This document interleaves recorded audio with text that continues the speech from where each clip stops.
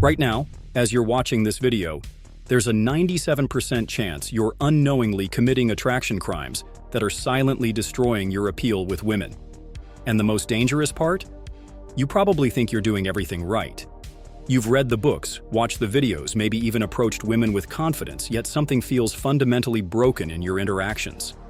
The brutal truth is that most men are walking around with invisible repulsion magnets, broadcasting signals that scream "avoid me at all costs" without ever realizing it.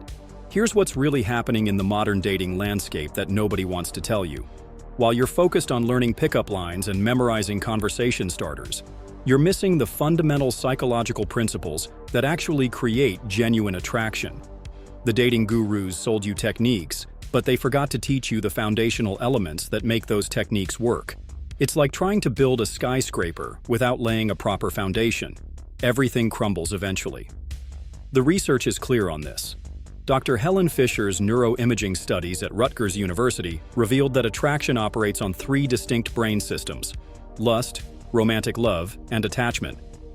But here's the kicker.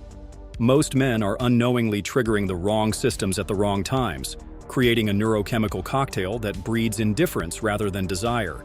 You're literally working against your own biology, and today we're going to fix that. What I'm about to share with you comes from over 15 years of studying human psychology, evolutionary biology, and the actual science behind attraction. Not the feel-good theories or the manipulative tactics that flood the internet, but the real mechanisms that govern human mating behavior. Some of this will challenge everything you think you know about attracting women, and that's exactly why it works. The first massive mistake that's destroying your appeal is what I call validation-seeking disguised as confidence. You think you're being confident, but you're actually broadcasting neediness in the most sophisticated way possible. This shows up when you over-explain your accomplishments, when you subtly fish for compliments, or when you can't handle even the slightest hint of disinterest without immediately trying to win her back. Real confidence doesn't need external validation to sustain itself. It's internally generated and self-reinforcing. Dr. Robert Cialdini's research on influence shows us that people are attracted to those who appear to have high social value, but here's the paradox. The moment you try to demonstrate your value, you immediately lower it. It's like trying to prove you're funny by telling someone how hilarious you are. The very act of needing to prove something reveals that you're not secure in possessing it.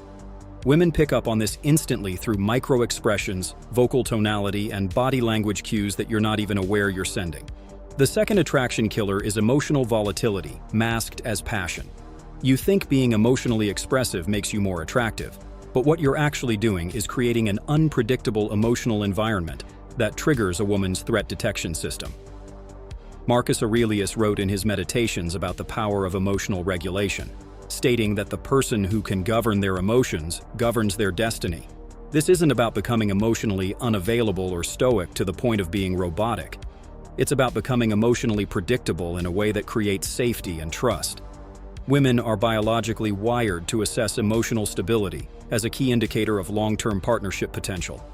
When you react strongly to minor setbacks, when you get visibly frustrated by small inconveniences, or when your mood swings based on external circumstances, you're failing a fundamental evolutionary test.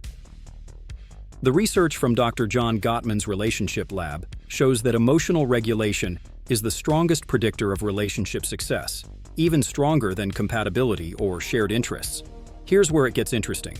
The men who are naturally attractive to women have mastered what psychologists call emotional granularity, the ability to identify and differentiate between subtle emotional states.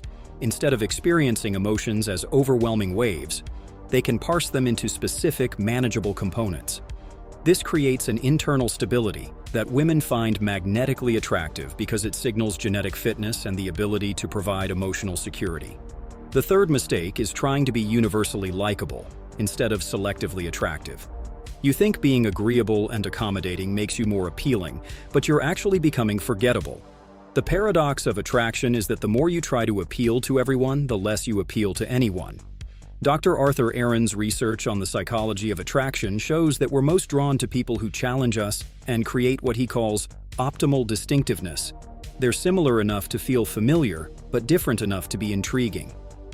This shows up when you avoid expressing controversial opinions, when you always defer to her preferences, or when you shapeshift your personality based on what you think she wants to hear. You're essentially erasing yourself in an attempt to become more likable. But attraction requires contrast, not conformity. The most magnetic men have strong boundaries, clear preferences, and the courage to potentially be disliked by some people because they understand that being polarizing is far better than being invisible. The ancient Stoics understood this principle intimately. Epictetus taught that trying to please everyone is a path to personal destruction.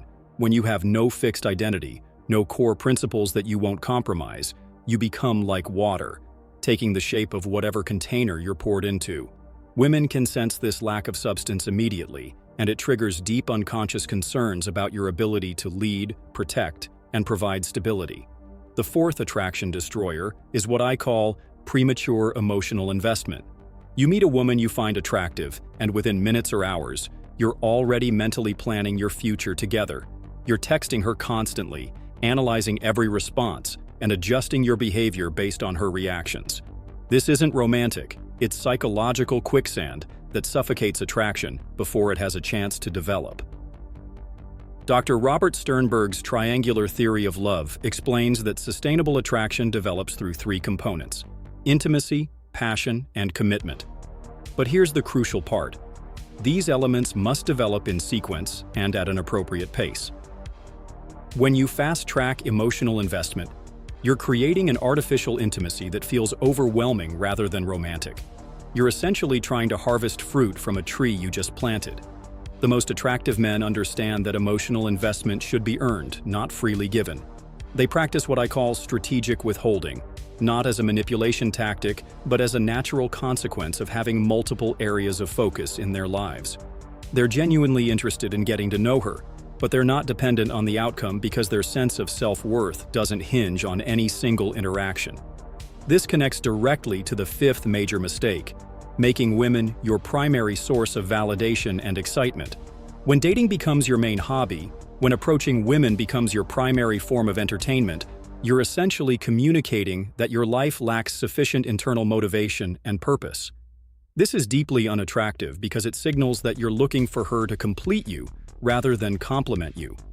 Viktor Frankl's research on meaning and motivation shows us that the most psychologically healthy individuals have what he calls self-transcendent goals, objectives that extend beyond their immediate personal gratification.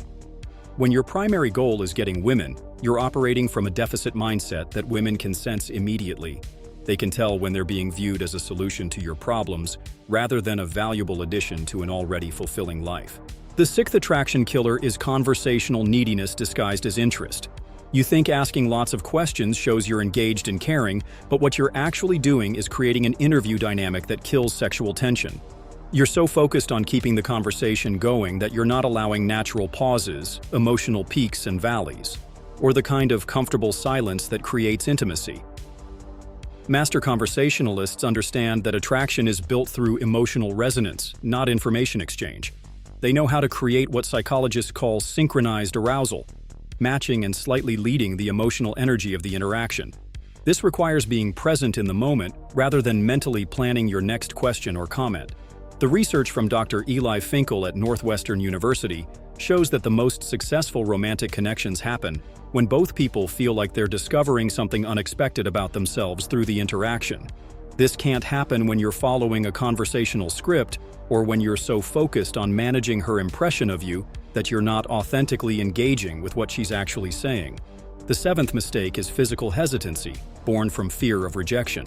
You're so afraid of making her uncomfortable that you avoid any kind of physical escalation, which paradoxically makes the entire interaction uncomfortable because you're fighting against natural human connection patterns. The research is clear that appropriate physical touch, escalated gradually and with attention to her responses, is essential for moving from friendly conversation to romantic possibility.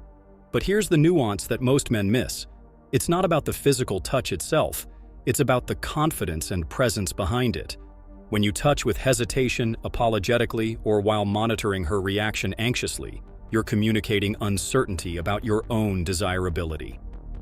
Women can feel this energy, and it creates the opposite of attraction. The most naturally attractive men understand that physical connection should feel inevitable rather than calculated. They're so present and connected to their own body that physical expression feels natural and unforced. They're also paying attention to subtle feedback and can adjust accordingly without becoming self-conscious or reactive. This brings us to the 8th attraction destroyer: outcome dependence. Every interaction becomes a high-stakes performance where your self-worth hangs in the balance. You can't enjoy the process of getting to know someone because you're too focused on whether she likes you back.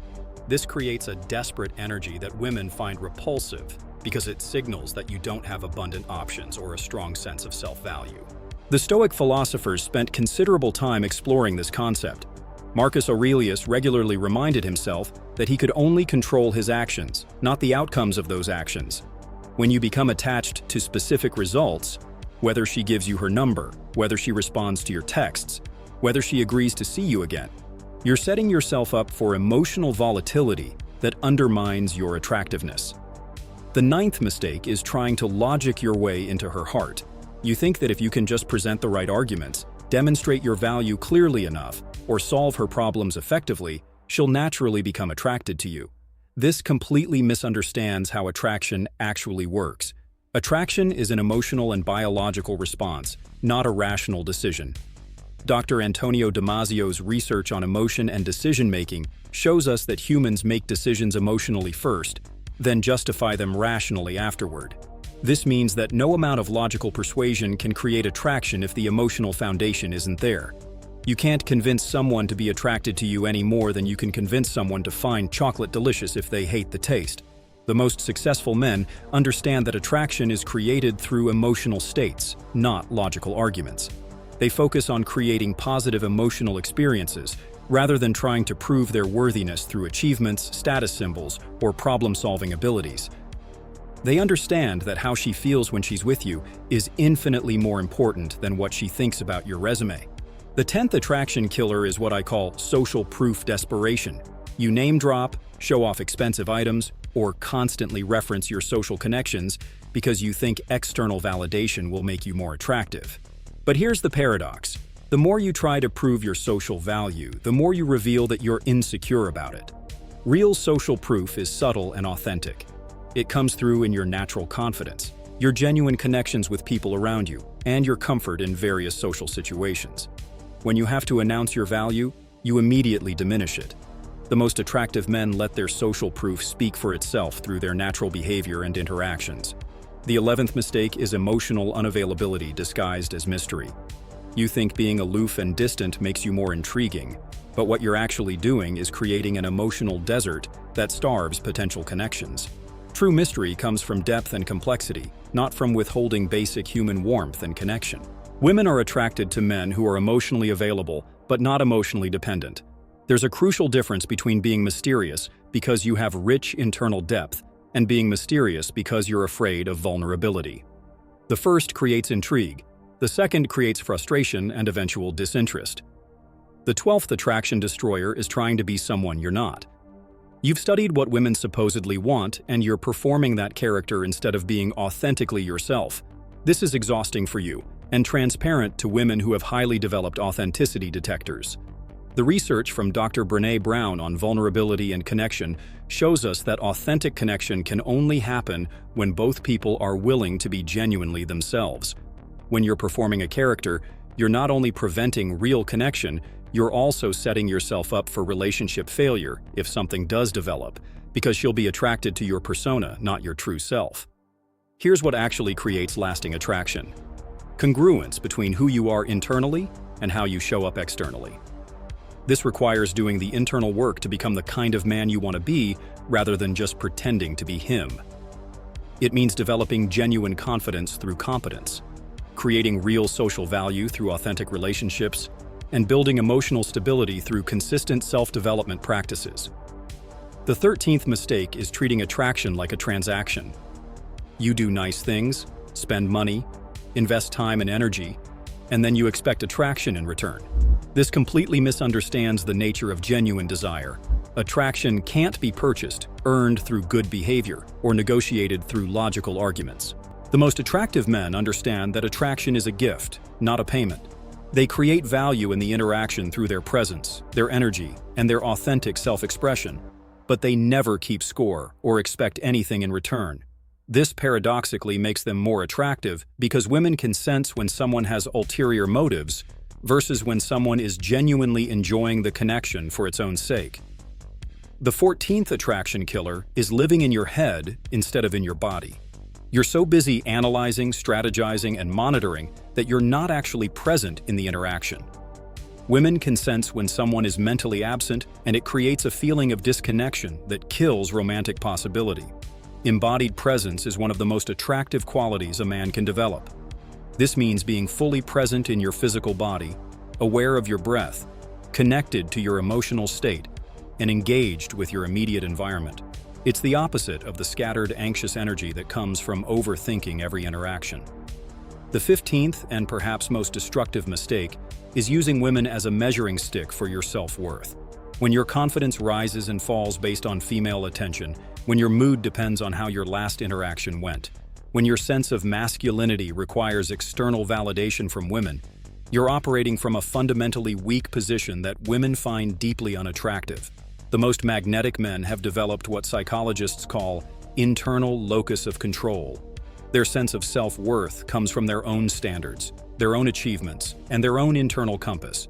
They enjoy female company and appreciate feminine energy, but they don't need it to feel complete or valuable. This internal strength creates what I call attractive detachment. They're fully engaged when they're with you, but they're not dependent on you for their happiness or self-worth. This paradoxically makes women want to be around them more because there's no pressure or neediness in the interaction. So, how do you fix these attraction-destroying patterns? It starts with radical self-honesty about which of these mistakes you're currently making. Most men are unconsciously committing multiple attraction crimes simultaneously, then wondering why their dating life feels like pushing a boulder uphill. The solution isn't learning better techniques or memorizing more conversation topics. It's developing genuine attractive qualities, emotional stability, authentic confidence, clear boundaries, engaging presence, and a life purpose that extends beyond getting female attention. These qualities can't be faked or performed. They must be developed through consistent practice and internal work. Start by examining your motivations. Are you approaching women because you're genuinely interested in connecting with them, or because you need their validation to feel valuable? Are you being yourself, or are you performing a character you think they want to see? Are you present in interactions, or are you mentally rehearsing your next move? The journey from repulsive neediness to genuine attractiveness isn't quick or easy, but it's the most rewarding work you can do as a man. Because when you develop real attractive qualities, you don't just become more successful with women, you become more successful in every area of your life. You become the kind of man other men respect, the kind of man women naturally want to be around, and most importantly, the kind of man you can respect when you look in the mirror. The choice is yours. You can continue making these attraction-destroying mistakes, wondering why your dating life feels like an uphill battle, or you can do the work to become genuinely attractive from the inside out. The women you want to attract are waiting for you to become the man they're looking for. The question is, are you willing to do what it takes to become him?